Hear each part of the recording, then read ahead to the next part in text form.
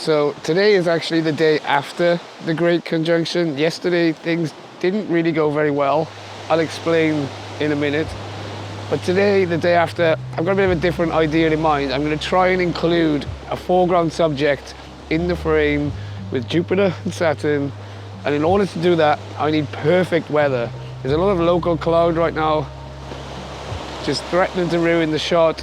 And even distant cloud could ruin the shot. I really need a clean horizon to get Saturn and Jupiter low on the horizon with a very nice tree on the end of the bay there. So, oh man, I'm nervous. Wish me luck.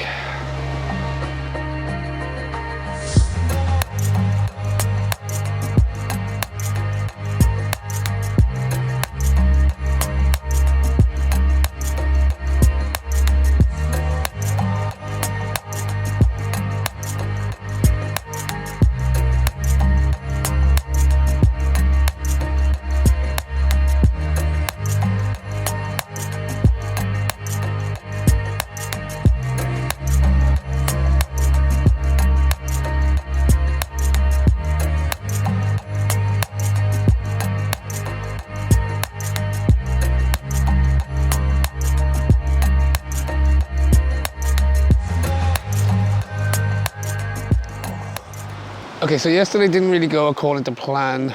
The weather forecast was terrible, so I didn't expect to see the Great Conjunction at all, but there were still some gaps in the weather, so I tried my luck, got quite lucky. I managed to see them during twilight before the clouds rolled in and just swallowed them up.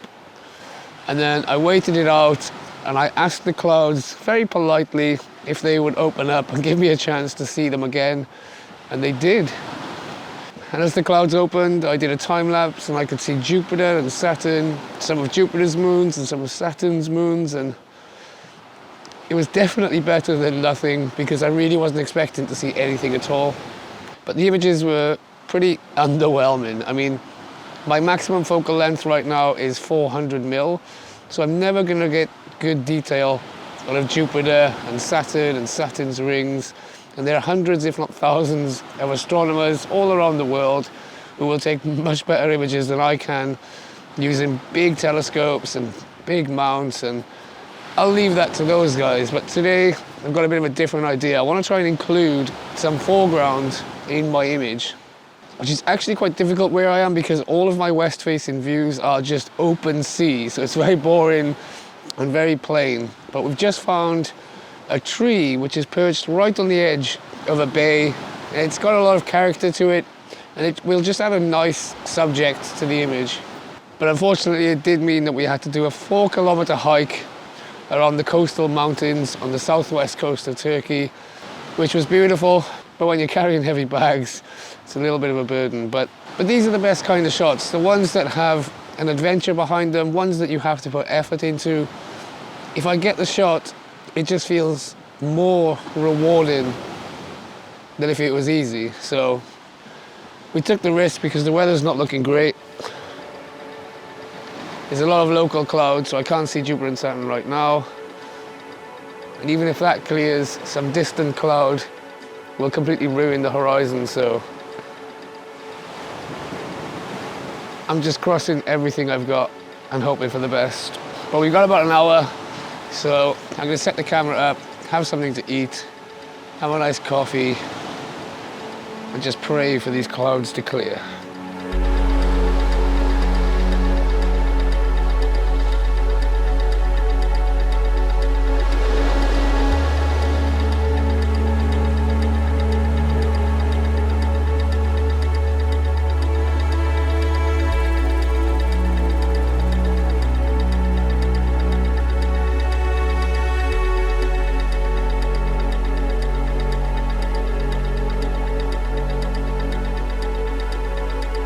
This is my current setup. I've got the A7 III with the Sony 100-400 G Master, and that's mounted on the Star Adventurer 2, which was kindly sent to me by the guys at Skywatcher Australia, so thank you guys for that.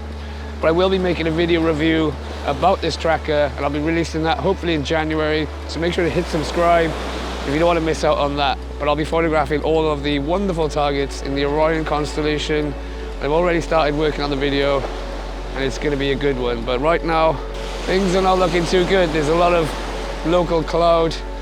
Jupiter and Saturn are coming and going, so I'm hoping there's a gap on the horizon underneath the cloud, and when it does get lower and closer to that tree, I'm hoping they'll be visible, so fingers crossed.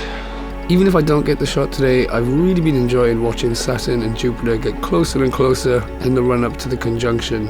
And in particular, a few days ago, when they were joined by a thin crescent moon in the evening skies, as you can see in this image here, taken with a 55mm lens.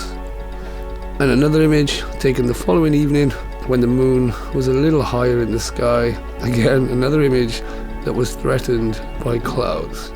Alright, so there's definitely a gap on the horizon. I can just about see Saturn and Jupiter with my naked eye. The camera's definitely picking it up, but I think it's through some thin cloud or some sea haze, because the images are just not very clear, but you can just about see Jupiter's moons, which is good. Now, I was shooting at f5.6 ISO 3200, 15 seconds, but I'm going to try 30 seconds now and see if I can get some of Saturn's moons as well. But either way, it's happening. I'm just waiting for them to both get a bit closer to the tree now, so I can fit the tree in the foreground. It's looking good, it's better than nothing, and I'm definitely happy, so. Woo. After switching to 30 seconds, there were a lot of noticeable star trails, and that was because I hadn't done proper polar alignment. When I was setting the tracker up earlier, there was a lot of cloud in the north, so I couldn't see Polaris, so I couldn't do polar alignment. But now it's cleared, I might do polar alignment, because when I was setting up, I basically just aimed the tracker north and set the altitude of the wedge to my current latitude in Turkey, and it was doing a pretty good job for 15 seconds. But now I've switched to 30 seconds, I think I need some more accurate polar alignment, so I'm going to quickly polar align and get rolling again. So this was my final image. The exposure for the sky was f5.6, 30 seconds, and ISO 1600, using the Star Adventurer tracker, of course. And then I switched off the tracker and used the same settings for the foreground. However, I stacked 12 images of the foreground to reduce the noise. Zooming in, you can just about see Jupiter's Galilean moons, but sadly Saturn's moons just couldn't shine through the sea haze and the mist. And it was only as I was editing this vlog that I realised I was shooting at 280mm and not 400mm. No idea how I managed to mess that up, but I guess I'll just try again in the year 2080. And whilst the vlog might be ending here, I've still got a 4-kilometer hike back to my lovely bed. But I just want to wish everyone a Merry Christmas and a Happy New Year, and if you're going out to enjoy the night sky anytime soon, I wish you good luck and clear skies.